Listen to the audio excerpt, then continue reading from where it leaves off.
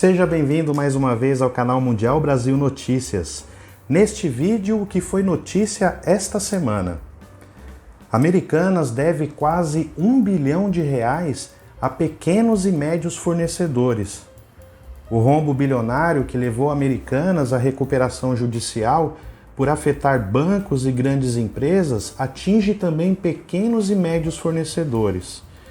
Um cálculo inicial aponta a dívida de pelo menos 875 milhões de reais com mais de 6 mil micro, pequenas e médias empresas da cadeia de produtos ou serviços às lojas.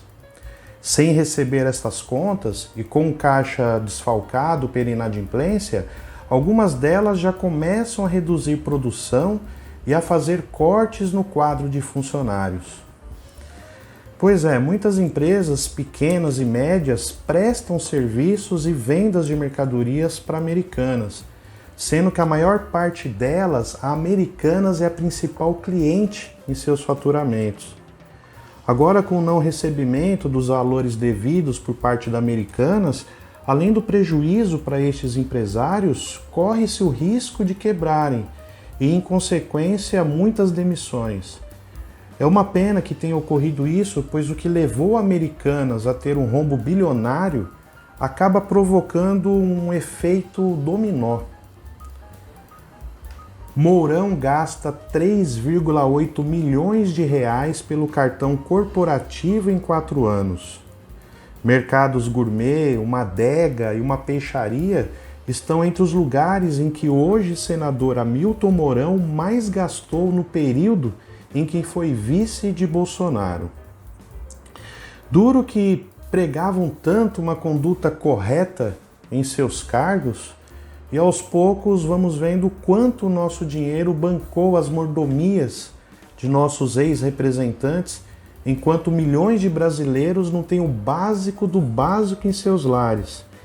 E enquanto isso, outros com dinheiro público se servia de bons mercados e adegas. Bolsa Família vai revisar cadastro de 5 milhões de beneficiários. O governo estima que cerca de 1,7 milhão de pessoas estejam recebendo o auxílio de R$ 600 de forma irregular. Pior é que muitos destes que recebem o benefício sem precisar são os que pregam ser contra a corrupção. Não tem coerência, né? Pacote de 20 bilhões de reais para limpar dívidas terá alcance limitado. Desenrola não deve cumprir plano de atender todos os inadimplentes. Promessa de campanha do candidato e agora presidente Luiz Inácio Lula da Silva, o desenho inicial do Desenrola, programa de renegociação de dívidas do governo federal, é insuficiente para contemplar todo o público-alvo. Como o fundo, que será mantido pelo Tesouro para dar garantia às operações, deve ser limitado a 20 bilhões de reais, é provável que alguns débitos fiquem fora do programa. Na fase inicial, o Desenrola vai prever a renegociação de débitos de quem ganha até 2 salários mínimos, R$ 2.600, e tinha dívidas de até R$ 5.000 há mais de 180 dias em 31 de dezembro de 2022. Esse programa vai ser a oportunidade de muitos brasileiros poderem quitar suas dívidas e voltar a ter o nome limpo, voltar a ter dignidade, não passar mais por humilhações por um dia, por falta de renda, não ter podido quitar suas dívidas, sendo que muitos brasileiros estão endividados principalmente no cartão de crédito porque estavam usando para comprar comida. Que o governo, mais para frente, possa rever o orçamento e aumentar o repasse para este programa e assim poder atender a todos que passam por esta situação. Minha Casa Minha Vida tem novas regras. Relançado, o programa atenderá famílias de áreas urbanas com renda de até R$ 8.000. Nas áreas rurais, a renda familiar anual tem de ser de até R$ 96.000. Eu gravei um vídeo com todos os detalhes do relançado Minha Casa Minha Vida. Tem cerca de 4 minutos.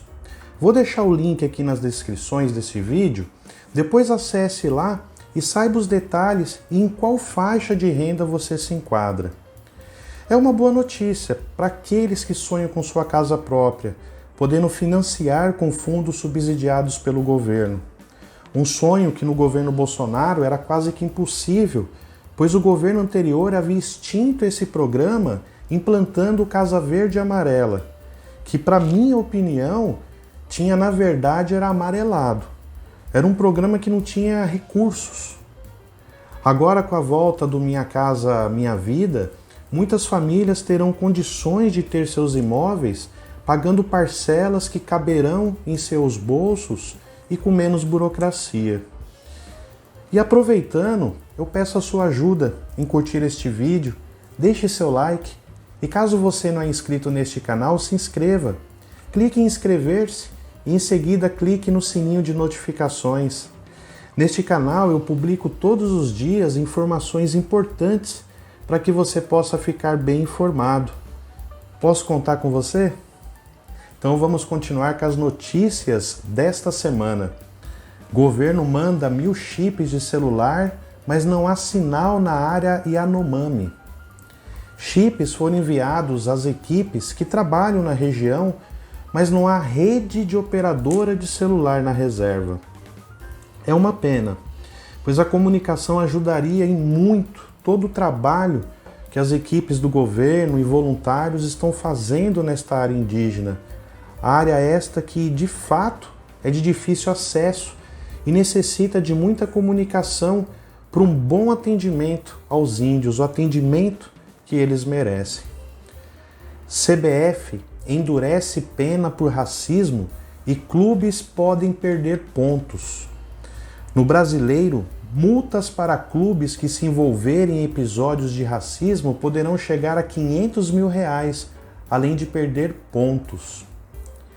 E racismo no futebol ocorre de forma frequente, não só aqui no Brasil, mas no mundo, infelizmente. As entidades e os clubes precisam de fato buscar alternativas para acabar com essa vergonha do preconceito que ainda impera no mundo em pleno século XXI. No caso aqui no Brasil, a primeira atitude está sendo da CBF, com planos em mexer no bolso dos clubes. Michele Bolsonaro ganha PL Mulher. Salário de R$ 33.700 e viagens pelo Brasil. Em uma estratégia para tentar preservar o recall eleitoral do ex-presidente Jair Bolsonaro, o PL vai contratar a ex-primeira-dama Michele Bolsonaro e entregar a ela o cargo de presidente do PL Mulher. A ideia, segundo interlocutores da sigla, é que ela e Walter Braga Neto, que foi candidato e vice-presidente em 2022, façam viagens pelo Brasil preparando o terreno para o lançamento de candidaturas a prefeito em 2024. A legenda decidiu que a ex-primeira-dama vai receber o mesmo salário de um deputado federal, no valor de R$ 33.763. Mas o pagamento só começará a ser feito depois de março, se o ministro Alexandre de Moraes, presidente do Tribunal Superior Eleitoral, TSE, autorizar o novo desbloqueio parcial das contas do partido. O casal Bolsonaro se deu bem. Diferente da maioria dos brasileiros, né? Bolsonaro recebe salário por ser da reserva do Exército, a aposentadoria como deputado, a aposentadoria como presidente, terá salário do PL e agora a primeira-dama que também terá um bom salário do PL. Na soma, posso dizer que saíram no lucro. Inadimplentes podem perder a CNH e serem barrados em concursos públicos. Decisão do STF considerou constitucional a apreensão de documentos de endividados inadimplentes. No entanto, há regras para a norma. O plenário do STF analisou uma ação do PT que questionava esse tipo de medida. Por 10 votos a 1, os ministros da Corte decidiram que a medida é constitucional. Além da apreensão da CNH e do passaporte, os inadimplentes podem ser proibidos de participar de concursos públicos e de licitações com o poder público. As exceções ocorrerão se não afetarem os direitos fundamentais, como o direito à saúde e à segurança. Além disso, devem atender aos princípios da proporcionalidade e razoabilidade. Isso significa que precisam ser coerentes com a irregularidade cometida pelo inadimplente. Quem usa CNH para trabalhar, por exemplo, não pode ter o documento apreendido. Para que alguém tenha o documento apreendido ou barrado de participar de concursos públicos, será necessária uma decisão da Justiça. Bom, eu sou jornalista, mas eu não tenho especialização em área jurídica.